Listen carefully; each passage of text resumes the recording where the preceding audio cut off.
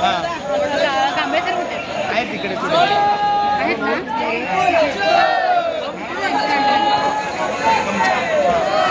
मुंबई पूर्व मागे मुंबई दक्षिण असेल.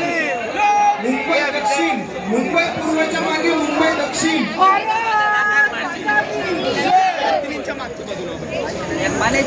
हे उचला पायाकडे नको.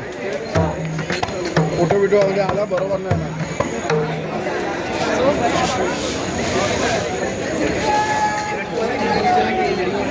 पुनश्च एकदा क्रम पुकारतो.